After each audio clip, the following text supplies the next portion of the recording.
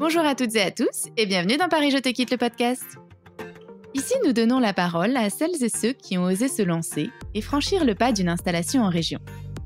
Envie de changer d'air, interrogations, freins et doutes au départ, mais aussi choix de leur nouvelle destination et intégration sur place, ces ex-parisiens partagent avec nous leurs expériences qui vous donneront, je l'espère, les clés pour oser quitter Paris et commencer une nouvelle vie. Embarquement immédiat pour la prochaine conversation. Pour cet épisode un peu différent, je reçois Laurent. Si Laurent est bien un ancien Parisien qui a quitté la capitale pour goûter aux joies et aux surprises d'une vie à la campagne, il est surtout le cofondateur de Déviation, un média qui, comme Paris Je te quitte, s'intéresse au changement de vie et donne la parole à ceux qui ont pris la tangente. Ensemble, nous avons réfléchi aux motivations et aux freins qui permettent ce changement et aux grandes tendances de notre époque qui, vous le verrez, vous laissent vraiment l'opportunité de vous lancer.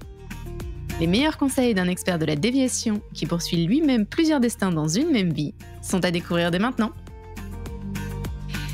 Bonjour Laurent, bienvenue dans ce nouvel épisode un peu spécial de Paris Je te quitte le podcast. Bonjour. Alors du coup, entrepreneur, auteur, conférencier, historien, fondateur de réseaux d'influence, difficile, je dirais, de résumer les multiples vies professionnelles que tu as eues et que tu as encore. Il faudrait sûrement plusieurs épisodes passionnants, mais chez Paris Je te quitte, on a un petit penchant forcément pour les changements de vie et ça tombe bien car nous te recevons aujourd'hui en tant que cofondateur de Déviation, un média digital mais aussi print, je crois, depuis peu de temps, qui est dédié justement au changement de direction et au récit de ceux qui ont osé se lancer. Exactement. Donc on va essentiellement parler de ces changements de vie aujourd'hui. Et est-ce que tu peux justement nous dire comment s'opèrent ces déviations, comment naît l'envie de changement? Est-ce qu'il y a des leviers, des freins? Et comment ça s'opère au sein d'un individu? Alors, on va dire que les causes sont multiples, mais c'est vrai que les processus se ressemblent. C'est-à-dire qu'il y a quand même... Bon, après, il y a des ramifications, mais il y a quelques ramifications seulement. C'est pas un changement de vie par individu. Donc les causes, je dirais qu'il y en a d'abord une qui est assez importante, qui est que quand on est enfant, on rêve un petit peu sa vie et on hérite, j'allais dire, d'une vocation, qu'elle soit professionnelle ou même je vais me marier, j'aurai tant d'enfants, j'aurai un chien et j'aurai une maison, quoi. Et ça, on se construit cet imaginaire à une époque où on est absolument incapable de le vivre et de l'expérimenter. Donc on arrive à l'âge adulte, parfois, oui, enfin en tout cas à l'adolescence, avec un petit peu façonné par ces désirs qui sont pas nécessairement les nôtres. Et après, on les expérimente en fait. Donc il y a le premier cas, j'allais dire de changement de vie ou de déviation, qui est j'avais un objectif et puis j'y arrive pas. Bon, c'est pour ça qu'on appelait ça les déviations et pas autrement. C'est-à-dire que j'ai un itinéraire et puis bon il y a une route qui est coupée, je peux pas y aller. Comment je fais pour je me perds un peu et puis soit j'arrive à mon port, soit finalement Je change de destination. Exactement. Donc ça, le premier point, c'est ça, c'est un petit peu c'est d'expérimenter une forme d'échec ou en tout cas de renoncement qui arrive assez fréquemment parce que moi je ne suis pas astronaute, par exemple. Voilà. C'est le rêve de beaucoup. C'est le rêve de beaucoup, d'être cow-boy, d'être champion de foot pour les garçons, beaucoup. Et puis en fait, les élus sont très peu nombreux, voire ces postes-là sont tout à fait fantasmés quand on est gamin, et puis on se rend compte que finalement on a changé d'avis. Voilà. Donc ça, j'allais dire, c'est la première cause. La deuxième, c'est en expérimentant et en suivant ce chemin, qui est celui qu'on souhaite emprunter pour arriver au but fixé. On arrive au but, et là on se rend compte que en fait c'était pas du tout ce qu'on avait en tête, parce que on a adopter, on va dire, l'opinion de quelqu'un qu'on a vu faire quand on était gamin et on s'est dit moi j'adorerais, puis on a complètement sous-estimé certaines choses et surestimé d'autres. Donc il y a des gens qui disent bah ouais super, moi je veux être chef d'entreprise, mais en fait non, c'est trop stressant. Il y a problème de fin de mois. Parfois faut prendre des décisions qui sont désagréables. Parfois machin. Donc j'aime pas ça, je le fais pas. Il y en a d'autres qui disent bah moi j'aurais bien aimé être infirmier, médecin ou je ne sais quoi, et qu'ils se rendent compte qu'ils ont quand même un problème avec la maladie, la mort, le sang ou des choses comme ça. Bon bah faut pas le faire. Voilà. Et ça en fait, tant que vous ne l'avez pas expérimenté, vous n'avez pas ressenti les émotions que génèrent ces activités-là, ou l'absence d'émotions d'ailleurs. C'est le décalage qu'il peut y avoir entre la projection qu'on en avait et la réalité qu'on vit. Exactement, c'est le sujet entre l'intellectualisation et j'allais dire le sentiment, l'impression, et ça c'est très grégaire, hein, c'est quasiment animal, c'est quasiment biologique. Hein. Quand on a peur, quand on se sent mal à l'aise, quand on se sent agressé, quand on est déçu, bon, en fait c'est pas simplement quelque chose d'intellectuel, c'est que votre corps et votre cerveau va sécréter des hormones qui vont vous mettre dans un état X ou Y. Donc là, on est vraiment dans l'émotionnel Voilà. et le physique. Tout à fait. Et ça compte beaucoup. Ça compte beaucoup. Donc, deuxième élément, j'allais dire, de déviation par rapport à l'objectif rêvé, c'est finalement, je me rends compte que l'objectif n'est pas l'objectif, mais n'est qu'une étape. Et après, soit je m'y accroche parce que non, c'est pas possible, maintenant j'ai un statut social, parce que qu'est-ce que je vais raconter à mes parents, parce que faut quand même que je m'accroche, ça fait trop longtemps que j'investis sur ce machin, et donc on va rentrer dans quelque chose qui est beaucoup plus durable et qui peut d'ailleurs être nocif, mais qui peut aussi finalement dire voilà, je me suis accroché, puis j'ai trouvé la raison pour laquelle je m'accrochais et c'était très bien. Et d'autres qui disent non bon, allez hop, next, on change et puis on s'adapte. Et je terminerai en disant après il y a tous les accidents de la vie, heureux ou malheureux, qui font que un événement imprévu, forcément assez brutal, en tout cas inattendu, arrive et change les plans. Donc ça peut être la maladie, ça peut être un licenciement, ça peut être une rupture amoureuse, ça peut être au contraire une rencontre amoureuse qui fonctionne bien et puis vous changez. Voilà, il y a tout un tas de choses positives ou négatives qui font que c'est très compliqué de se projeter sur un long terme et que du coup il y a souvent des ajustements comme ça. Ok, donc ça c'est vraiment les causes du changement. Ce qui peut être arrivé. Nous, on le voit régulièrement dans les témoignages qu'on fait. On parle souvent d'éléments déclencheurs. Donc, du coup, tu as notifié ces différents éléments. En fait, ça peut être les causes de changement. Mais est-ce que je crois que vous avez plus de 1000 témoignages recueillis en 5 ans. Est-ce que vous avez identifié en tout cas des dénominateurs communs, des facteurs qui font que ok, ces choses sont arrivées, mais comme tu dis, il y a des gens qui vont rester dans la situation même si elle ne convient pas. Est-ce qu'il y a des éléments communs que vous avez pu identifier qui déclenchent la déviation chez les gens et qui se disent bon bah là ok, je prends la tangente? Alors oui, il y a tous ceux que j'ai déjà cités, c'est-à-dire des éléments fortuits qui fait que tu changes de. T'as pas choisi de changer, mais tu changes. C'est ce que j'appelle les déviations subies. T'es médecin en Syrie, t'as ta clientèle, ta maison de campagne, tes enfants et tes habitudes. Et il y a une guerre qui se déclenche et tu te retrouves en Allemagne, en France ou je ne sais où, sans emploi, sans logement et sans machin. Bon, je veux dire, la vie, elle change. Voilà. Pareil pour des gens qui ont un accident, pour des choses comme ça. Alors ça peut être moins forcément dramatique que les deux exemples que je viens de donner, mais j'ai choisi ces exemples parce qu'ils étaient absolument évidents. Voilà.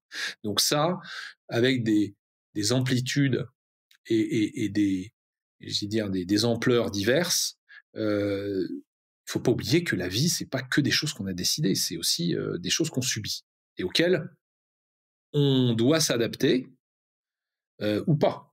On est à une époque assez extraordinaire quand on la compare aux autres, hein, parce que les gens ils essaient toujours de comparer une époque ou un pays ou quelqu'un par rapport à l'absolu. Bon, par rapport à l'absolu, tout est plus nul.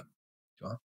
Mais par rapport aux époques précédentes, on a quand même un choix que beaucoup de générations n'avaient pas. parce qu'il y avait un déterminisme social, il y avait une mobilité géographique, amoureuse, ou une mobilité de classe qui était souvent beaucoup plus difficile à activer. Donc, c'est-à-dire qu'il y avait des gens qui auraient bien voulu changer, mais qui n'en avaient absolument pas la possibilité. Aujourd'hui, pourquoi est-ce que on en parle plus de ce phénomène? C'est qu'aujourd'hui, on peut plus facilement. Alors, je dis pas que tout le monde peut, je dis pas que c'est aussi facile pour les uns que pour les autres, c'est pas ce que je suis en train de dire. Je dis qu'aujourd'hui, c'est globalement plus mieux compris, plus accepté, et on peut avoir des parcours qui soient plus divers qu'à une époque, où avant c'était très stéréotypé. Et du coup, justement, ça me pose la question quand tu dis au final, est-ce que tout le monde peut changer? On se pose cette question justement, est-ce qu'il y a un profil, des gens qui prennent la tangente, qui ressort un peu plus? Est-ce qu'on peut, tous, opérer une déviation à un moment? Est-ce qu'il y a quand même des prérequis pour que cette déviation fonctionne? Alors, il y a plusieurs questions dans ta question. Oui, Donc, est-ce que tout le monde peut? La réponse est a priori oui. dans l'absolu, oui. Il y a des gens qui disent moi je peux pas parce que j'ai ma maman qui est malade et je peux pas, il faut que je reste dans le même village et je peux pas prendre un job machin. Bon, on comprend. On se dit moi je serais dans le même cas, je dirais oui. Enfin, dans l'absolu, il y en a d'autres qui vont dire t'as qu'à lui dire que elle va à la maison de retraite et tu vis ta vie. Oui, c'est possible, mais on voit bien que c'est quand même un niveau de décision là-dessus qui va pas toucher tout le monde. On Voilà. revient à la sensibilité aussi, à l'émotion de chacun, Et en fait, tout est là. Tout est là, c'est-à-dire qu'est-ce on se fait comme construction mentale, affective et sociale qui va nous mettre dans un système où on a ce qu'on appelle, enfin moi ce que j'appelle le risque à rompre, hein, le risque à partir. À quoi je renonce en arrêtant ça?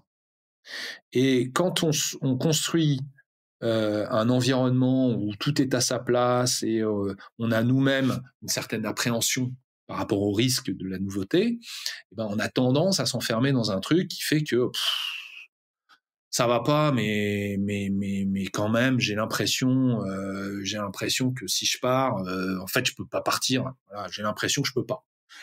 Je sais plus qui disait, on a l'impression qu'on n'a qu'une vie, mais c'est faux parce que le jour se lève tous les matins. Voilà, on peut en mener donc plusieurs. Exactement, on peut tout à fait dire voilà, moi je fais ci, je fais ça, mais on est des animaux sociaux, des mammifères sociaux, et voilà, on crée autour de nous, notre vie est faite d'interactions, de relations plus ou moins durables, etc. Et il y en a, c'est difficile de les rompre comme ça parce qu'on a envie d'aller voir ailleurs. Voilà. Donc, oui, tout le monde pourrait, techniquement, parce qu'il y a aujourd'hui des éléments de dépendance, de misère, qui sont bien moindres par rapport à avant. Je peux vous dire, si vous étiez le serf d'un seigneur au XVe siècle et que vous décidiez de déménager parce qu'en fait, vous avez vu une petite chaumière sympathique de l'autre côté de la vallée, il y avait des mecs qui venaient vous prendre et puis qui vous tapaient dessus, et puis voire pire, et qui vous ramenaient dans votre truc en disant que vous n'avez pas la liberté de le faire. Voilà. Aujourd'hui, c'est différent. Ensuite, c'est quoi le sociotype, enfin le profil? Alors, sur les gens qui subissent, c'est tout le monde. Je dirais qu'il y a des différences un petit peu de nature entre ceux qui vont réussir à s'adapter et ceux qui ont vraiment beaucoup de mal. Et là, je dirais qu'en gros, il y a les dogmatiques et les pragmatiques. Il y a des gens qui ont une capacité à se dire voilà, on a tous des rêves, mais la vie c'est pas toujours des rêves, et je vais construire mon bonheur avec ce qui est atteignable et non pas souhaitable. Et puis il y a ceux qui vivent dans l'absolu, dans la théorie, dans le machin, et qui vont regretter toute leur vie que y ait quelques tâches dans leur existence. Et ces gens-là vont avoir beaucoup plus de mal en fait à s'épanouir j'allais dire dans une vie qui a changé. D'ailleurs, on se rend compte, et c'est assez saisissant, que les gens qui regrettent leur vie d'avant n'étaient pas nécessairement heureux pendant qu'ils menaient cette vie d'avant. C'est-à-dire, c'est des éternels insatisfaits, qui vont soit complètement idéaliser l'avenir en disant moi, pour que je sois satisfait, il me faut ça. Et puis quand ils ont ça, ils sont pas satisfaits et ils disent ouais mais avant j'avais autre chose et c'était mieux. Mais ça, il y a des travaux assez poussés qui sont en neurosciences, qui travaillent en psychologie, qui t'expliquent qu'en gros, tu as une jauge de bonheur, je dis une bêtise, mais entre 0 et 10, tu vas être entre 3 et 5, mais tu vas être entre 3 et 5 toute ta vie. À un moment donné, tu gagnes au loto, tu rencontres l'être aimé, je sais pas quoi, tu montes à 8, et puis 2 ans après, tu es à nouveau entre 3 et 5. Voilà, c'est comme ça. Et puis, ils ont fait les mêmes études sur les gens qui étaient des accidentés de la route et à qui on devait amputer une jambe, un bras et tout.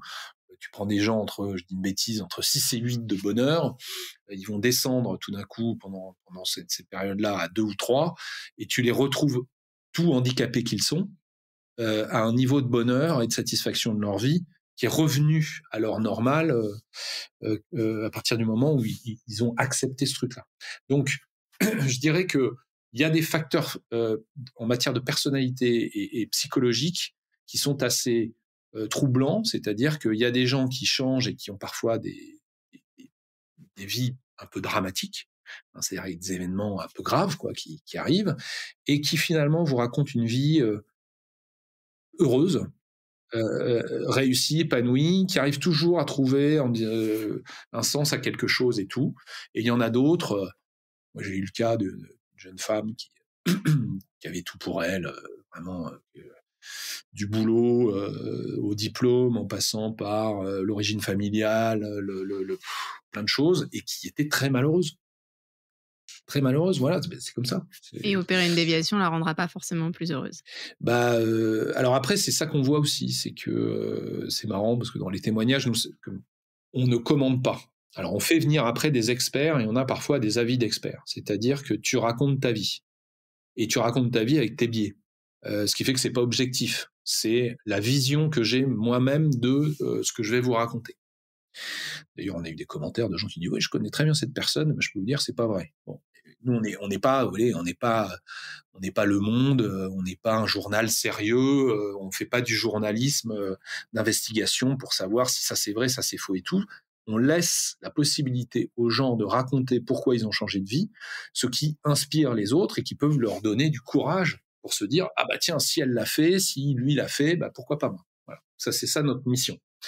Donc on voit aussi des gens qui disent ah, avant j'étais complètement comme ci, comme ça, etc. Et puis j'ai compris, et je me suis dit je vais changer.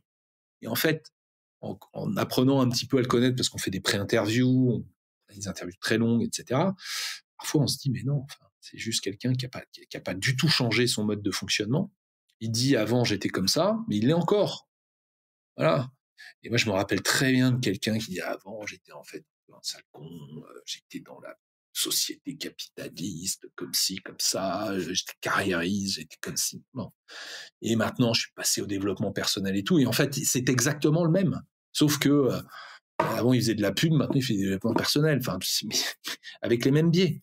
Avec les mêmes biais. Voilà.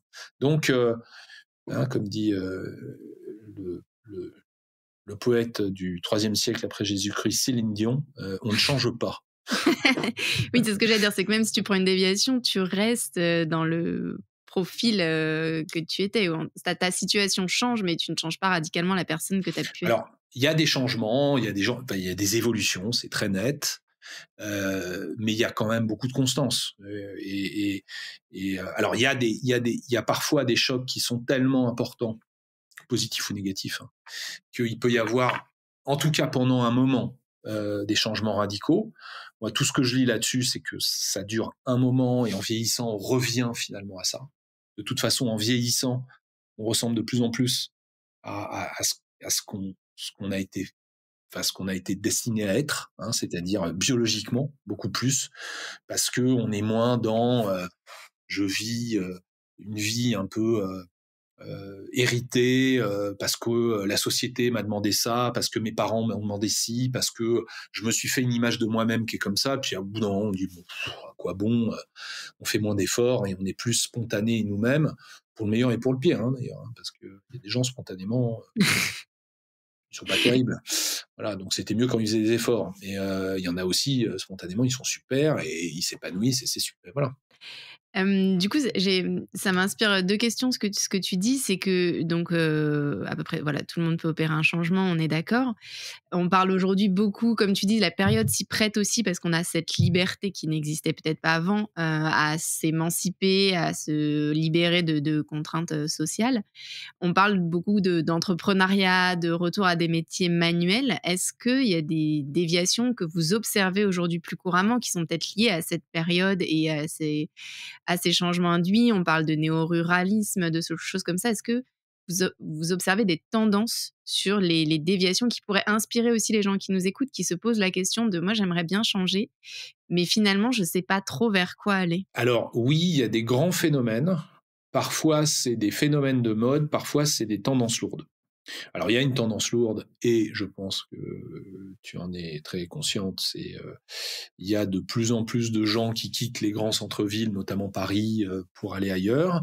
Et là, on voit qu'il y a un désir, mais il y a aussi une possibilité, qui est le télétravail, qui est que le train, La facilité de déplacement, la communication aussi, qu'on peut garder le lien qu'on garde avec les familles restées sur place.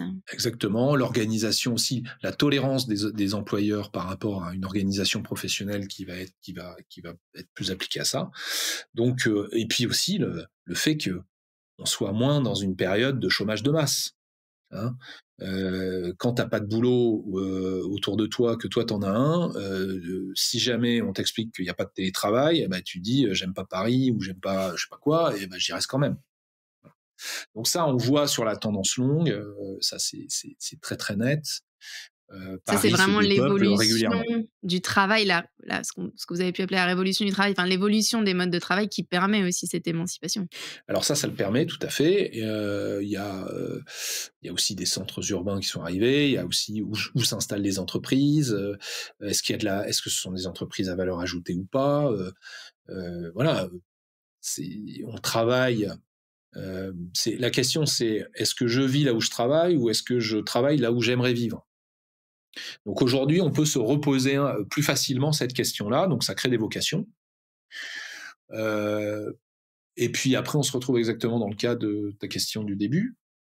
C'est ok, moi je suis parisien, je suis dans une entreprise qui est comme ci, comme ça, puis je me dis, puis le Covid arrive, Oui, c'est nous, super ça a la été un gros campagne, élément quand même déclencheur. exactement, c'est formidable d'être à la campagne, j'en ai marre des petits appartements, ok. Et puis après, ben, on s'en va et on se rend compte que le collègue qui était voisin de bureau, bah, qui est là physiquement, bah, c'est marrant, mais lui, ça fait 2 fois qu'il a une promotion et puis moi, non. Et puis d'ailleurs, on lui donne un job important, et puis moi, je suis moins là.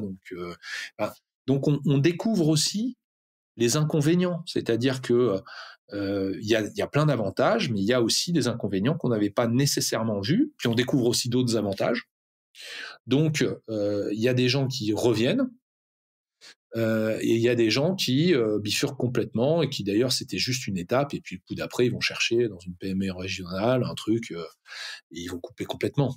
Voilà. Ça va être un élément déclencheur pour vraiment pour le coup, un nouvel itinéraire de vie. Exactement. Donc ça, je sais plus quelle était ta question. Oui, néo-ruralité. Néo-ruralité, c'est. Bah, moi, je suis un néo-rural. Hein, Oui, on peut en parler, ouais. j'habite dans un petit village maintenant de 650 habitants. Et tu as quitté Paris pour le coup, t'étais Exactement. Moi, j'étais en très très proche banlieue parisienne et donc je travaillais à Paris. Je continue à travailler à Paris. J'y vais plutôt 3-4 fois par semaine.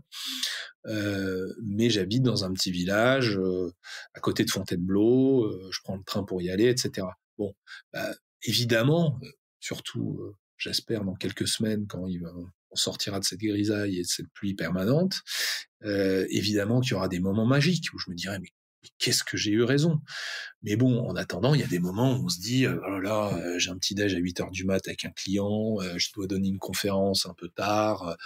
Bon, bah, c'est de la logistique, c'est compliqué. Parfois, il faut se réveiller très très tôt. Bon, et puis évidemment, bah, tous les imprévus, quand on est sur place et qu'on a une petite opportunité rapide qui se présente, on la saisit. Alors que quand on est à 1 heure et demie et que les transports ne fonctionnent pas toute la nuit, il y a des moments non.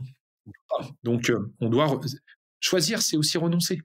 C'est ce que j'allais dire, Hein. c'est peut-être aussi un rééquilibrage, nous on en parle beaucoup, un rééquilibrage des priorités comme tu dis, il y a ce qu'on a pu fantasmer, si je reviens à ce qu'on disait au début, ce qu'on a pu fantasmer, ce qui allait, l'imaginaire qu'on s'est créé qui serait le but ultime qui nous plairait et puis après il y a un moment parfois avec l'âge, la maturité où on se dit: «Mais en fait ma priorité, elle est peut-être un peu différente aujourd'hui». Et ça peut être l'un des facteurs aussi, nous, qu'on voit beaucoup de déviations, où on a pu, faire carrière à Paris, on a adoré la vie, parisienne, pouvoir sortir, constamment, aller au théâtre et cetera et puis à un moment se rendre compte que c'est quelque chose, qui ne nous convient peut-être plus, et que nous-mêmes, on a changé et du coup on aspire à autre chose, en fait. Oui, oui, oui.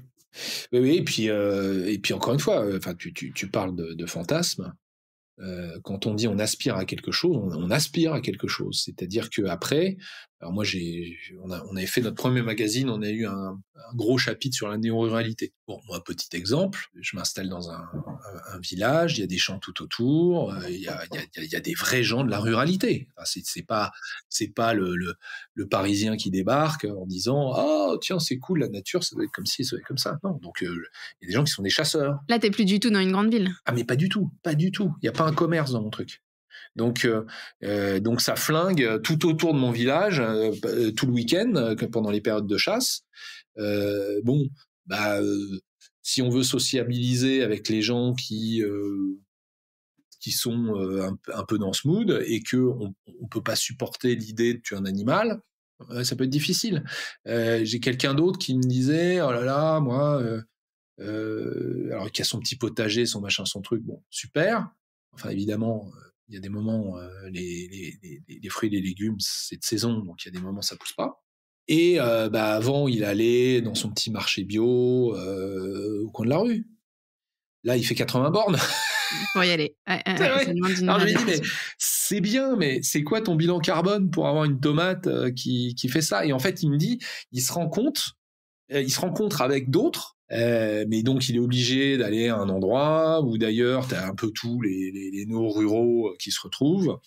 Et puis ils se retrouvent et quelle joie. Enfin, mais comme à l'époque où on descendait au café et qui est de gens du quartier. Donc il y a des gens qui pensent pas comme nous. Voilà. Et quand en fait on va dans un monde qui est pas du tout le nôtre, avec d'autres codes, il faut s'attendre à voir des gens qui ont un autre mode de vie et une vision du monde qui n'est pas complètement la même. Donc soit on est ouvert et c'est super enrichissant parce qu'on découvre des trucs qu'on n'avait jamais vus sans nécessairement, tu vois, de renoncer à toutes ces valeurs. Mais en tout cas, on s'ouvre à celles des autres. Et là, ça peut être effectivement très riche. Soit on arrive bien dogmatique, là, comme on nous apprend dans les belles universités, les machins, les trucs, et là, on va se mettre à faire des jugements, on va partir en croisade, on va coller un procès aux paysans d'à côté parce que son coq il chante, on va dire oh là là, les tracteurs ça commence tôt, c'est pas possible, ma grasse mat et mon RTT ça va pas, et eux ils vont nous prendre pour des bah, voilà, pour des gens pas bien. Donc en D'éliminer. fait, chacun va rester dans son truc et Oui, ça totalement. marchera pas.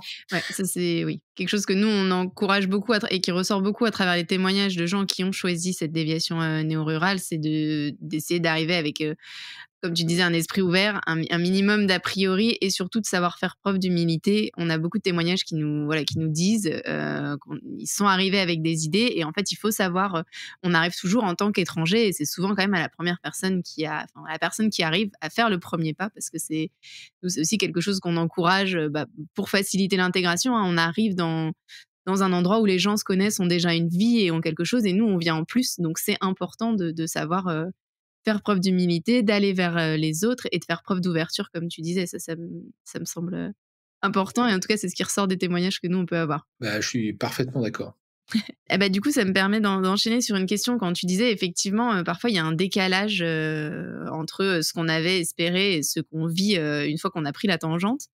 Je voyais dans un des articles que vous avez que voilà, on dit parfois qu'il y a pas d'échec, il y a des apprentissages. Au contraire, il y avait un article qui disait voilà, un échec, c'est un échec. Est-ce que le changement et les déviations sont toujours positives? J'imagine la réponse est non. Et on fait quoi si ce changement, finalement, ne nous convient pas? Est-ce que l'unique solution, c'est le retour en arrière? ou est-ce qu'il y a d'autres opportunités? Parce que ça, c'est quelque chose qui peut interroger nos lecteurs de se dire, voilà, moi j'aimerais, partir comme tu dis en campagne, m'installer, mais au final, comment être sûr que, la vie que je vis actuellement ne me convient pas totalement? Est-ce que la prochaine sera mieux? Alors, il y a absolument aucune certitude et je pense qu'il y a à peu près autant de déceptions que de bonnes surprises. En tout cas, j'ai rencontré extrêmement peu de gens qui sont arrivés exactement à la destination, l'état, tout ce qui était prévu. Voilà. C'est très souvent assez différent de ce qu'ils avaient en tête, mais il y a quand même beaucoup de gens qui disent: «Je regrette pas». Ouais, c'est un peu ce qu'on alors pour le coup, on fait le même constat dans les études qu'on mène et tu as tout à fait raison, on a le même ressenti de se dire qu'il y a beaucoup de gens qui envisageaient, nous on est bien sûr sur la mobilité géographique, qui envisageaient partir dans une région ou dans en tout cas dans une zone géographique et qui finalement partent autre part, pour des facteurs, professionnels, familiaux ou autres mais pour le coup, on regrette pas forcément. Par contre, c'est important, comme tu dis, de dire que parfois on n'atterrit pas exactement à l'objectif précis qu'on s'était fixé. Non, non, tout ce qui est prévision du futur, quel que soit l'exercice, c'est très. Enfin, en fait, ça marche pas. On n'est pas C'est tout. médium. Voilà. Non, et alors, une fois de temps en temps, on va trouver quelqu'un qui dit bah oui, bien sûr, tout, et puis qui va vous dire bah, c'est parce qu'on a très très bien prévu. Non, c'est juste que de temps en temps, le hasard fait que ça tombe exactement sur ce que vous aviez prévu, mais c'est du bol. Voilà. Donc, il y a tellement de facteurs. Moi, j'ai des enfants, j'ai une femme qui travaille beaucoup aussi. Voilà, il y a tellement de facteurs entre les enfants. Est-ce qu'ils vont trouver des petits copains qui leur plaisent bien à l'école? Est-ce que au club de foot ou de musique, ça sera pareil? Est-ce que on sait pas quoi. Voilà, on fait face et puis il faut assumer ses choix. Faut pas hésiter non plus à faire des constats qui sont des, des constats qui sont des constats d'erreur et d'échec. Euh, Effectivement, comme j'écrivais, un échec, c'est un échec, c'est pas j'ai appris, c'est cool, oui. Enfin, on apprend quand c'est un échec qui nous fait suffisamment mal pour que ça reste imprégné. Et ça, tous les gens sérieux qui font ce type d'études aujourd'hui le disent. Hein, c'est-à-dire, euh, c'est- voilà, c'est l'effort ou la douleur qui fait que ça reste vraiment bien ancré. Alors Et ça crée parfois, l'apprentissage. voilà, après il peut y avoir des éléments de passion qui font que non, là de façon positive, mais c'est pas la majorité. Donc l'apprentissage, parfois c'est dur, voilà. Et donc un échec peut apprendre s'il fait mal, enfin, d'autant plus qu'il fait mal, on va dire. Il y a des échecs qui apprennent et qui font pas mal, bon, très bien, mais c'est quand même pas la majorité. Donc quand on a compris, parce qu'on l'a bien ressenti, pourquoi est-ce que, j'allais dire, une expatriation ou alors le fait de changer tout simplement, un déménagement, un changement quel qu'il soit, euh, ne procure pas le bonheur attendu, et qu'on a compris un peu mieux pourquoi, et ben le coup d'après, on pourra probablement être meilleur. Et si on a changé une fois, on peut se changer deux fois. C'est ce que j'allais dire. Ouais, c'est qu'au final, il y a plein de changements possibles au cours d'une même vie. Et ça, je crois que les gens qui ont expérimenté le changement une fois, même quand ça a été un échec, ils vont être moins tétanisés pour l'essayer une deuxième fois. C'est-à-dire que, à mon avis, ce qui est le plus compliqué, c'est la première mise en mobilité. Que cette mobilité, elle dure toute la vie, ou ça soit plusieurs sauts de puce, ou alors voilà un saut, boum, et après on se rétablit, on change plus. Euh, Finalement, c'est ça qui est le plus compliqué, c'est de se dire attends, j'ai l'impression de n'avoir jamais changé de ma vie et donc que je suis prisonnier complètement de mon existence. Non, nous c'est pour ça qu'on a tant de témoignages pour dire bah non, écoutez, il y a des gens très normaux qui vous ressemblent beaucoup, enfin qui pourraient vous ressembler, qui l'ont fait et c'est pas faut pas être sorti de je sais pas quelle école parce que ça c'est fabuleux. Euh, c'est toujours plus facile pour les autres, toujours. Donc en gros, nous on a des commentaires. Alors dès qu'on a quelqu'un qui a une élocution un peu bien, qui a un métier un peu chic et tout, c'est ouais, c'est normal, c'est une bourgeoise, elle peut se le permettre, machin truc et tout. Puis on a des commentaires. Bon, la plupart sont très positifs, mais on a quand même quelques commentaires qui montrent que voilà. Euh, Et donc, ces gens-là disent, moi, de toute façon, je peux pas me le permettre, donc c'est facile pour elles. Et de l'autre côté, on a des gens qui, quand on a un changement de vie ou c'est quelqu'un d'assez modeste, on va dire, du point de vue de ses revenus, qui change, on dit, bah oui, mais c'est facile, elle a rien à perdre.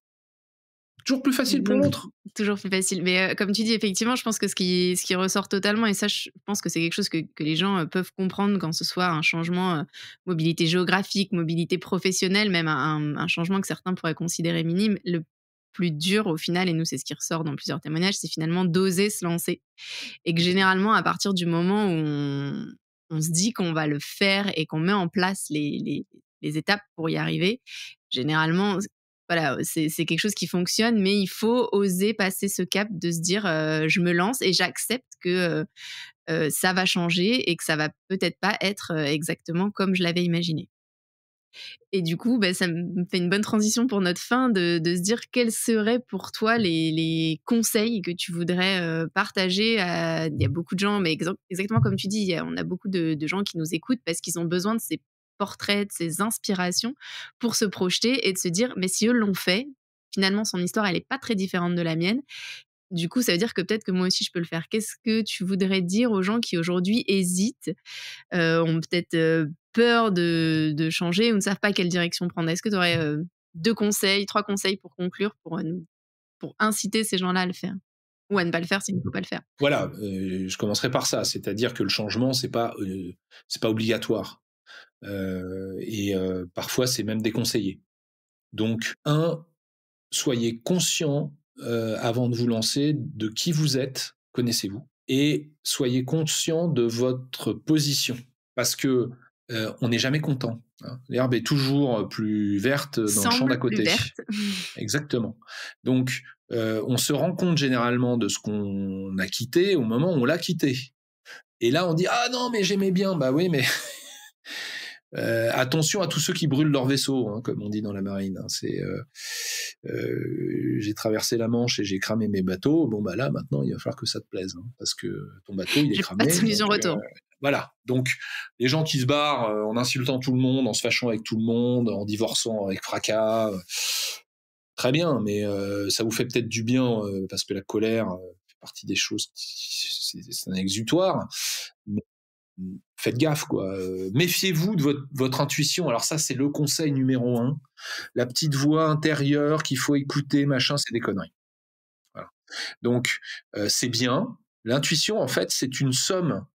C'est l'expérience sédimentée dans votre cerveau qui va, par rapport à un phénomène, le comparer automatiquement avec ce que vous avez vécu pour dire oh, oh là là, ça me plaît ou ça me plaît pas.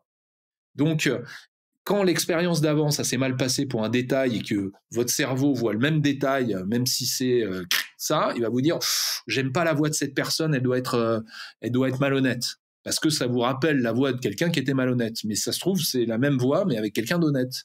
Et vous allez vous fier à la voix, ce qui n'a rien à voir. Donc, attention à cette intuition, attention à tous ces charlatans qui vous disent que tout est quasiment mystique, quoi. Oui, voilà. Alors, c'est bien. Il y a toujours une dose de spiritualité et nous sommes des personnalités, enfin des êtres spirituels. Donc, il faut pas nier ça. Maintenant, tout mettre dans l'appréciation des signes, des machins et des trucs, ça marche auprès de certaines personnes. Ça marche pas auprès de beaucoup de personnes. Donc, il faut faire ça de façon. Ça, c'est bien pour se lancer, pour déclencher quelque chose et pour se rendre compte que ça ne va pas. À ce moment-là, on a envie de chercher autre chose. Mais au moment de se lancer, il faut faire les choses très sérieusement.